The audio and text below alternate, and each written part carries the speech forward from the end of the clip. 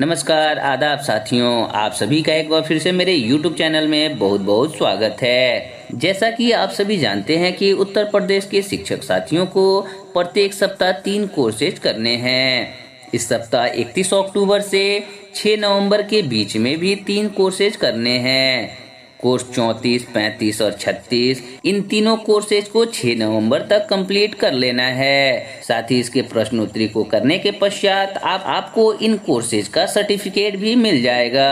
आज की हम इस वीडियो में कोर्स 34 भाषा की दक्षता सुनना में आए सभी 10 प्रश्नों का सटीक आंसर जानने का प्रयास करेंगे। इससे पहले मैंने कोर्स 35 भाषा की दक्षता बोलना का भी आंसर अपने चैनल पर डाल चुका हूँ। अगर आपने उसे अभी तक नहीं देखा है तो मैं उसका लिंक डिस्क्रिप्शन बॉक्स में डाल दूंगा। साथ ही आप मेरे चैनल पर विजिट करके उस वीडियो को देख सकते हैं। आप सभी साथियों से एक छोटी सी रिक्वेस्ट है, अगर आपने मेरे चैनल को अभी तक सब्सक्राइब नहीं किया है तो सब्सक्राइब जरूर कर लें, ताकि मैं जो भी नया वीडियो को अपलोड करूं तो उसका नोटिफिकेशन आपको सबसे पहले मिल सके। आप हमें फेसबुक और इंस्टाग्राम पर भी फॉलो कर सकते हैं।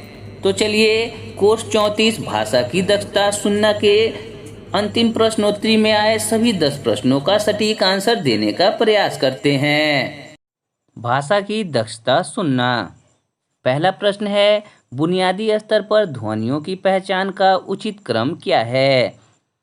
इसका सटीक आंसर है वाक्य के स्तर पर, शब्द के स्तर पर, शब्दांश के स्तर पर, वर्ण के स्तर पर। इस तरह से ये ऑप्शन 2 नंबर है, 2, 1, 3 और 4।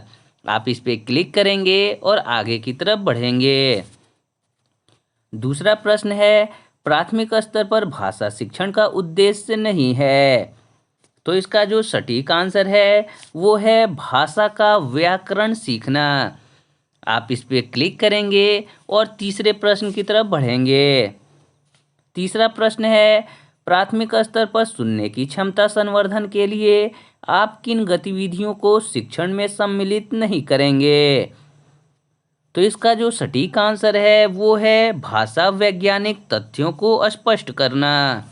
आप इस पे क्लिक करके अगले प्रश्न को देखेंगे।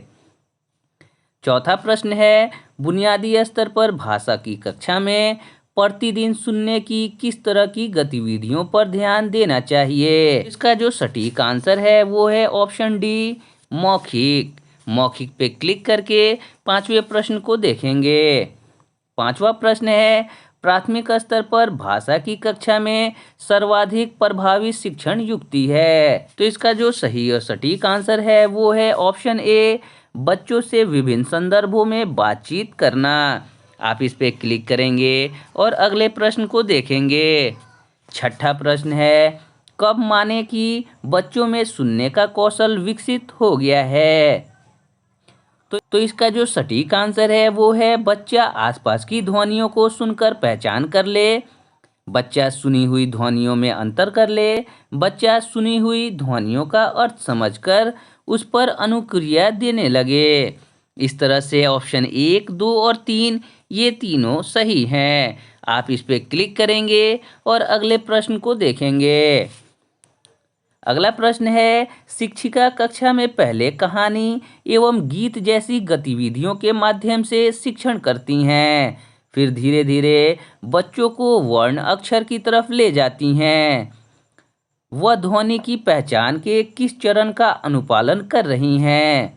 तो इसका जो सही आंसर होगा वो है वाक्य, शब्द, शब्दांश, वर्ण। आप तीसरे ऑप्शन पे क्लिक करके अगले प्रश्न को देखेंगे।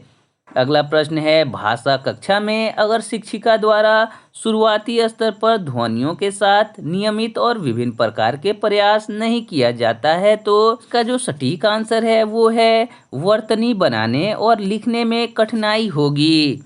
आप इस पर क्लिक करेंगे और अगले प्रश्न को देखेंगे। अगला प्रश्न है, हमारे दैनिक जीवन में सर्वाधिक प्रयुक्त किया जाने वाला कौशल है। तो इसका जो सटीक आंसर है वो है सुनना और बोलना। नेक्स्ट पर क्लिक करके अगले प्रश्न को देखेंगे। अगला प्रश्न है, कक्षा में शिक्षिका द्वारा अलग अलग ध्वनियाँ उत्पन्न करना और ध्वनियों को पहचान कर उन वस्तुओं के बारे में पूछना से संबंधित गतिविधि कराई जा रही है। शिक्षिका का उद्देश्य है। इसका जो सटीक आंसर है वो है सुनकर अपेक्षित क्रिया करना। नेक्स्ट पे क्लिक करेंगे तो आप देखेंगे कि यहाँ 10 प्रश्न थे, जिसमें आपने सभी 10 प्रश्नों का आंसर दे दिया है। आपने कोई भी प्रश्न को स्किप नहीं किया है। जैसे ही आप सबमिट करेंगे तो आप देखेंगे कि आपके सभी 10 प्रश्नों का आंसर बिल्कुल सही है। इस तरह से मॉड्यूल 34 भाषा की दक्षता सुनना आपका कंप्लीट हो जाएगा।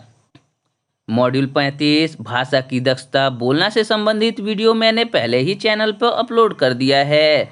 अगर आपने उसे अभी तक नहीं देखा है तो आप मेरे चैनल पर विजिट करके उस वीडियो को देख सकते हैं।